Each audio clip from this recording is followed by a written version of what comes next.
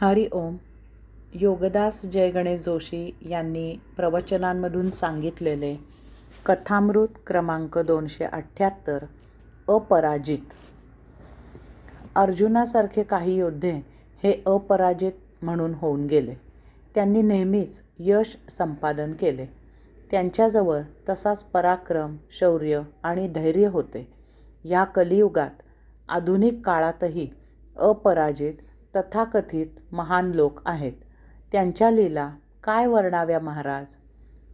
त्यांच्याजवळ आपण बुद्धिबळे खेळायला बसावे. ते जिंकत असतील तर उत्तमच, परंतु ते जर जिंकत नसतील तर ते बुद्धिबळाचा पट अबुद्धीने सबळाने उडवून देऊन तेच जिंकले असे जाहीर करतील.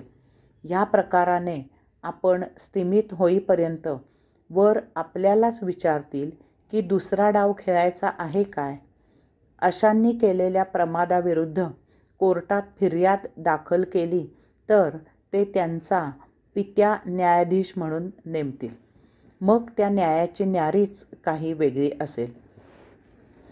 पूर्वी संस्थानिक महाराजे क्रिकेट खेळत असत. त्यांनी बॅटने चेंडू मारला की त्यांचाच हुजऱ्या असलेला क्षेत्ररक्षण करणारा त्याच्या पायांनी तो चेंडूचा फुटबॉल करून तो सीमापार करत असे. महाराजांची दांडी उडाली की त्यांचाच हुजऱ्या असलेला अंपायर नो बॉल देत असे.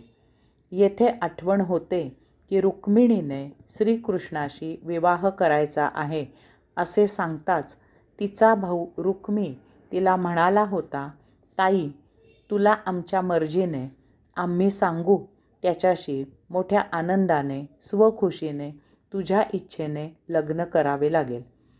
हे असे अपराजित लहान नमुने सर्वत्र निरनिराळ्या वेशात पाहायला मिळतात. एक वेद नावाचा जागतिक कीर्तीचा नेमबाज सुट्टीत मजा करायला म्हणून गावोगावी हिंडत होता. त्याच्यासारखा नेम मारणारा त्या काळी कोणीही नव्हता. त्याचे 100 पैकी 100 नेम लागत असत. तो असाच घोड्यावरून एका गावातील मैदानातून चालला होता. त्यावेळी त्याने त्या मैदानात एका कापडी फलकावर नेम मारल्याच्या खुणा पाहिल्या. पाहतो तर सर्वच्या सर्व नेम अचूक मारलेले होते. सर्वच्या सर्व नेम बरोबर अचूकपणे वर्तुळाच्या अगदी केंद्रबिंदूवर मारलेले होते. ते पाहून त्याला फार विस्मय वाटायचे. एका खेडेगावात असा नेमबाज आहे असे लक्षात येताच तो त्याचा पत्ता विचारत त्याच्याकडे गेला. पत्ता सांगणारे त्याला सांगत होते की त्या वेडपटाच्या नादाला लागू नका, परंतु त्यांच्याकडे दुर्लक्ष करून तो त्या नेमबाजाकडे गेला. त्याचे अभिनंदन करून तो त्याला म्हणाला की इतका अचूक नेम मारण्यामागील कौशल्याचे रहस्य मला सांगा. त्यावर तो महान नेमबाज म्हणाला, मला वेद नावाच्या जागतिक कीर्तीच्या नेमबाजाला हरवायचे आहे. त्यासाठी मी दररोज नेम मारायची सवय करत आहे. केंद्रबिंदूवर नेम कसा लागतो असे विचाराल तर मी अगोदर नेम मारतो आणि मग त्या सभोवती कंपासने वर्तुळ काढतो.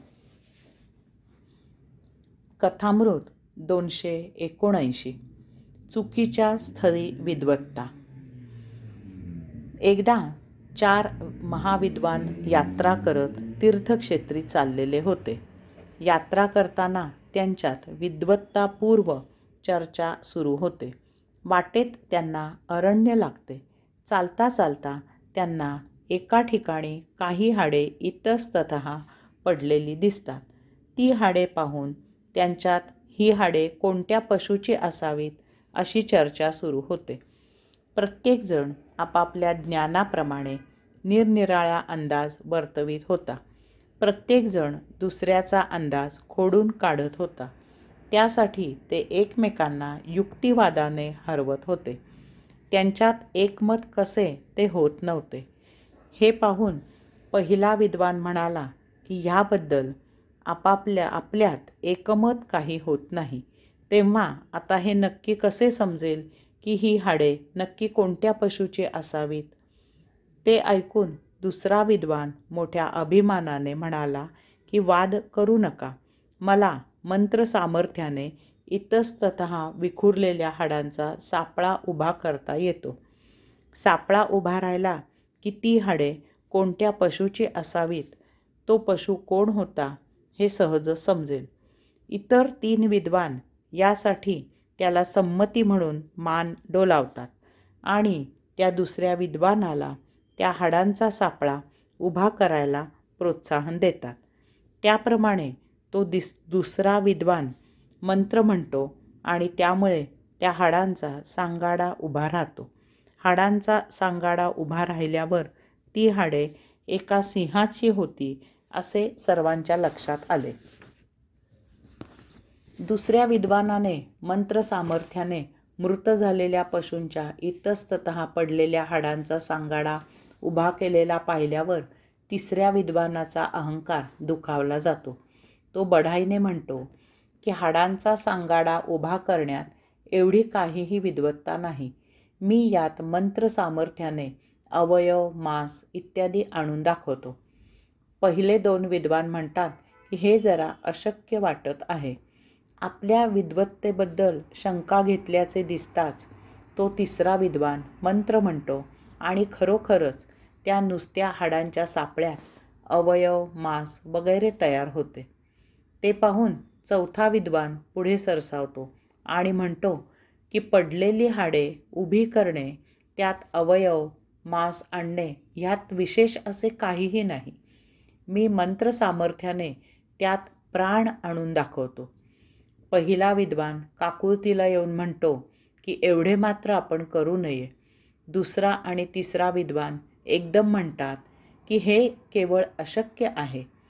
ते ऐकून चौथ्या विद्वानाचा अहंकार चांगलाच दुखावतो. तो मंत्र म्हणू लागतो. ते पाहून पहिला विद्वान उंच झाडावर चढून बसतो. मंत्र म्हणून पूर्ण होताच सिंहात प्राण येतो. जीवित झाल्यावर सिंह डरकाळी फोडतो आणि त्या 3ही विद्वानांना खाऊन फस्त करतो. हरि ओम.